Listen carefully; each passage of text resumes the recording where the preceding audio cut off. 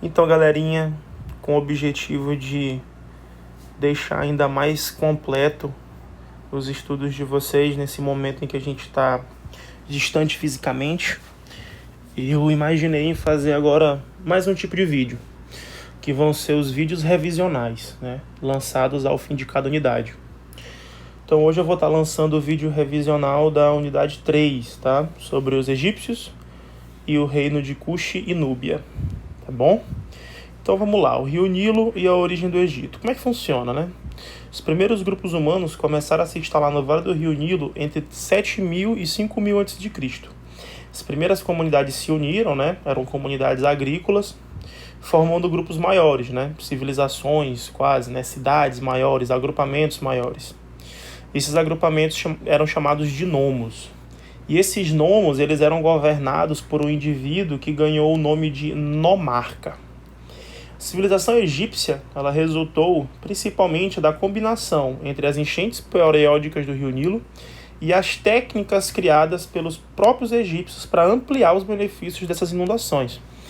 Dentre essas estratégias, linhas de irrigação, um comércio muito bem definido ao longo de todo o rio, uma rede de comunicação funcional, tá? 3. A história do Egito Antigo é dividida em 3 partes: Antigo Império, Médio Império e Novo Império. É válido ressaltar que entre essas interseções existem alguns períodos de transição, que também são muito importantes, tá? Para não ficar tão extenso esse vídeo, não é o objetivo dele, qualquer dúvida, podem estar me perguntando ou vendo os nossos vídeos anteriores. A sociedade egípcia era composta de membros da família real, funcionários do Estado, sacerdotes, militares, comerciantes, artesãos e camponeses, sendo este o último o setor mais numeroso. Os escravizados, por ora, eram minoria, tá? E muitas das vezes os camponeses faziam o mesmo serviço que escravos. A escravidão, nesse período, às vezes, era uma saída, né, para um pagamento de dívidas, por exemplo. No Egito Antigo, o faraó era considerado um deus encarnado, o protetor da harmonia e da ordem universal. É por isso que no Egito Antigo a gente denomina-o de Estado teocrático, pois o governante, ao mesmo tempo em que ele governa, ele é considerado também um deus vivo, tá? Um deus encarnado. No caso dos egípcios, o deus era o Ra, ou Amon-Ra, o deus com cabeça de águia, o deus Sol. E a civilização egípcia, né? O centro da civilização, o centro da vida cotidiana no Egito era a religião, né? Eles acreditavam em vários deuses, que em geral estavam associados aos elementos da natureza. Como assim aos elementos da natureza? Está relacionado ao sol, ao rio, a montanhas, a animais, tá? A gente dá o nome a esse tipo de religião animista. A crença na vida após a morte era um aspecto fundamental da religião egípcia. O ritual da mumificação foi desenvolvido para permitir que o morto prosseguisse no caminho da eternidade. A cidade de Per-Ramsés, na região do Delta do Nilo, foi construída para ser uma residência real, em função de sua importância. Lá viviam joalheiros, sapateiros, oleiros, padeiros, entre outros artesãos, além, é claro, de escribas e sacerdotes. As mulheres egípcias tinham direitos que inexistiam na maior parte das civilizações antigas. Em geral, podiam exercer os mesmos ofícios que os homens e aparecer em público sem restrições. Os egípcios desenvolveram 3 tipos de escrita: a hieróglifica, a hierática e a demótica, cada uma para uma função pré-definida. O que sabemos sobre o Egito Antigo se deve principalmente à decifração dos hieróglifos no século XIX. E o reino de Cush, né, gente? Na região do Vale do Rio Nilo, onde hoje é o Sudão, desenvolveu-se outra grande civilização, a Cushita, com semelhanças e diferenças em relação à cultura egípcia. O primeiro reino da Núbia teve como centro a cidade de Kerma, que prosperou graças ao comércio e à exploração de ouro. A figura das Candances, ou as rainhas-mães, como também ficaram conhecidas, representa o prestígio e o poder que as mulheres cuxitas da realeza desfrutavam no reino de Meroe. Além de exercerem funções na família e poderes políticos, podiam ser também guerreiras. É daí que se tira a história da Guarda Real de Wakanda, do filme Pantera Negra. Para quem já assistiu vai entender o que eu estou dizendo.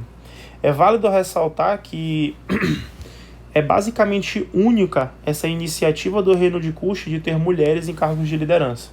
não só para o continente africano, mas também em comparativo com a grande maioria das civilizações da antiguidade. Após a libertação do domínio egípcio, os núbios estabeleceram sua nova capital em Napata, e os cuxitas dominaram o Egito e assimilaram muitos costumes da sociedade faraônica. As pirâmides do reino de Cuxi foram construídas entre 1500 a.C. e o século IV, no período da prosperidade de Meroe. Como é que era o comércio e a agricultura em Meroe?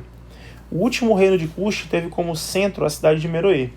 O período meroíta foi o auge do desenvolvimento cultural e econômico cuxita, marcado por inúmeras rotas de comércio.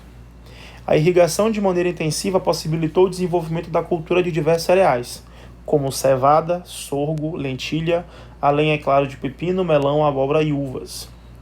O ouro de Cuxi era extraído de minas entre o rio Nilo e o Mar Vermelho e exportado em grande quantidade para o Egito.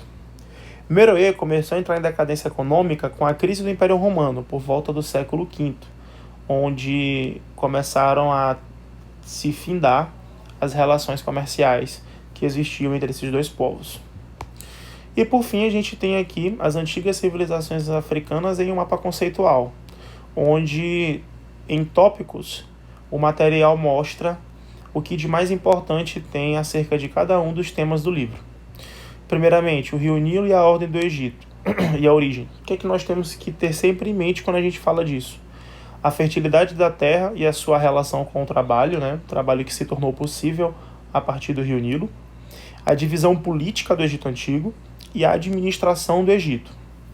Quanto à civilização, a teocracia, um estado teocrático, as formas de trabalho, as cidades egípcias, como era a vida dos homens e das mulheres no Egito Antigo, a religião egípcia e as escritas egípcias. Para o reino de Cuxi, nós temos que saber, é lógico, sobre os núbios, sobre a cidade de Kerma e seu papel fundamental na religião, sobre a cidade de Napata e seu papel fundamental na administração pública e no comércio, e a cidade de Meroe. E também como era o comércio e a agricultura em Meroe, as riquezas da cidade, a economia agrícola, a criação de animais e as rotas de comércio com outras partes do mundo. Então, gente, isso é apenas um reforço sobre a unidade 3. Nós encerramos por aqui. Um grande abraço e qualquer dúvida vocês podem estar me procurando nas nossas aulas ou através das redes sociais para tirar, tá bom? Grande abraço.